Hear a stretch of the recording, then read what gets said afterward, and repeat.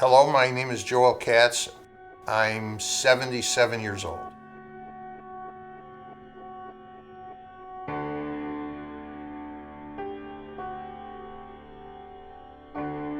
I was born in Detroit, 1943.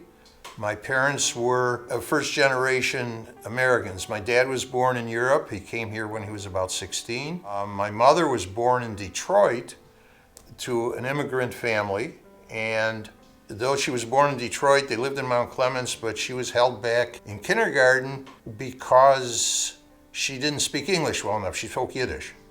And her Yiddish wasn't good enough, so I don't know. We never knew of too many people that were held back in kindergarten, but that's what they did in those days. My mother worked in the house. She was a housewife, as they say, and my father was a plumbing contractor and a plumber. So my dad had a lot of customers that were in the numbers business. Numbers in Detroit was a big thing. We had one lady, I knew we couldn't go to, we would go to her house to collect, but you couldn't go at 1 o'clock because at 1 o'clock she was doing her bookkeeping for the numbers.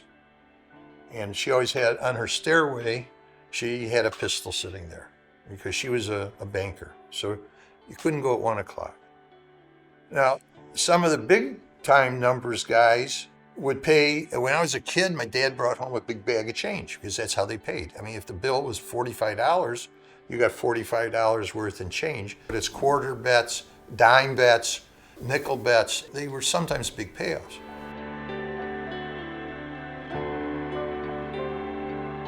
I went to high school at Mumford High. I got a job as a photography assistant. I wound up in the darkroom. And I worked there for about 3 or 4 years, and we did bar mitzvahs, weddings, commercial photography with the still camera, throw the cloth over your head. We did movies, and I knew that as soon as I got out of school, I was going to get drafted, so I had to get into a reserve unit. So I managed somehow, by persistence, to get into a reserve unit. That reserve unit was the only reserve unit in Michigan to be called up to active duty in 1968. It taught me how adaptable I am. Just being in the Army, you learn to be self-sustaining to a certain point, and you learn to adapt to whatever comes along. When you're in the Army, you don't get to do whatever you want, but the powers that be say you have to do it, so you do it, and you get by. During the riot of '67, I was in basic training. I can remember this being in formation. Somebody had a Life magazine with a picture of 12th Street, which was the center of the riot at the time. I get confused between that scene and the scene of the '67 war in Israel. And I remember thinking to myself, here I am standing in Georgia on the sand in a green uniform, maybe I should be in Israel. And some guy behind me says something about those damn Jews, or some uncalled for remark. And I look over and I think to myself, should I just turn around and smack him? I didn't. That's not my style, but it was one of those things like, it was totally uncalled for.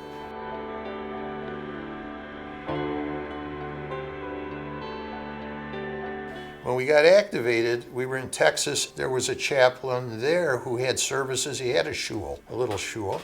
And the funny thing was, I used to go to services on Saturday, and all of a sudden, I was getting company. There were guys going to services at the same time I was. They weren't Jewish at all, but they were getting Saturday morning off. And before we shipped out to Vietnam, it must have been a Friday night service, more guys came, and the rabbi offered a prayer, and we acquired more of a congregation. There was definitely a minyan, but they weren't all Jewish in the minyan. When we got to Vietnam during Pesach, there was a naval base nearby, and we had a Seder there. One thing that stands out in my mind is these little Vietnamese men carrying Seder meals in boxes that say glatt kosher on it. And looking down the table, I see, and there must have been 25 people on the other side of the table, all Army or Navy guys, but I'm seeing Jewish men that were They were senior sergeants, so they might have been in their 40s or 50 years old. I had never seen old Jewish men in the Army. And like I said, they were all of a rank, but it was just strange. Between seeing old Jewish men and glatt kosher meals coming out for a Seder was strange. In '68, I believe that's when Martin Luther King was assassinated, and there was another disturbance in Detroit. I came home in '69, so I must have been on leave. And I went with my dad down to my uncle's store, which was on Linwood, Montgomery. He had a drugstore. He was a pharmacist. And I remember there were some National Guard or Army trucks in front of his store while he was unloading his merchandise to take it to a storage unit somewhere, because that area was very, it was dangerous. It was a dangerous area. So there was always disturbance. But my dad had his shop was down on Linwood near the center of the riots, and nobody touched it. He had plate glass windows that weren't touched because he was known in the area.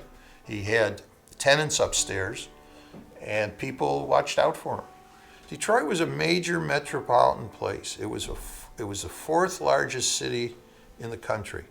It was pretty dynamic at one time. I remember streetcars going back and forth up and down Woodward and other places. Hopefully it'll come back.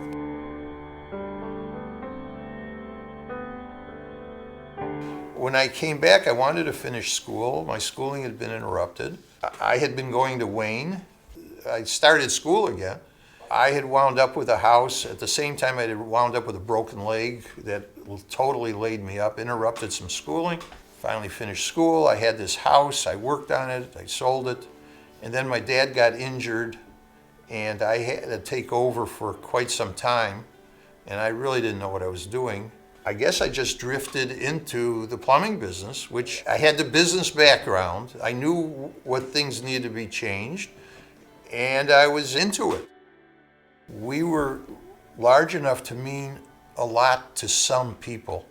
We had some people who just relied on us. We had some little old ladies that would only call us because they knew that they were going to be treated fairly and we would do a good job. And that meant a lot. To some people, not to the whole city, but to some people, we were a savior. But we always treated people fairly, and they appreciated it.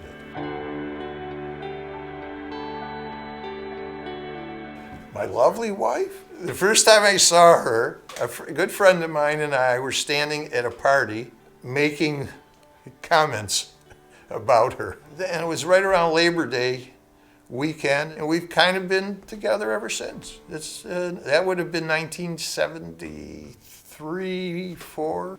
We got married in 1975. Let me tell you about my children. We have 3 children. I have Jessica, who's the baby. We have Daniel, who's the middle one, and Marnie, who's the eldest. There is no favorite. They all irritate me and please me. It could be the same day, and I butt heads with most of them, but it's still a loving headbutting. And they know I'm going to argue with them anyway. We've always meant the best for them. And even though I was harsh with them sometimes, and even though I was tough with them sometimes, we only did it because we love them. You can say anything you want about a legacy, it doesn't mean it's going to happen. I'm a fan of W.C. Fields. I could have it put on the tombstone, I'd rather be in Philadelphia, but nobody's going to read it. You don't worry about things you can't control. And I believe it's called wisdom. I think you gain wisdom over the years. Nobody wants to listen to you. They don't really agree with you. It may be the sharpest knife in the drawer, but nobody wants to use it.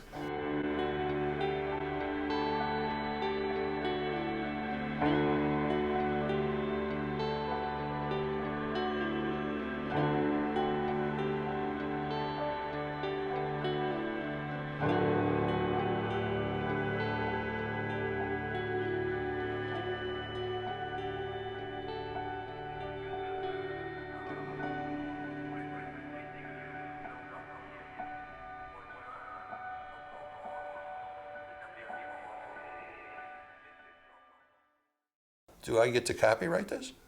Oh, man.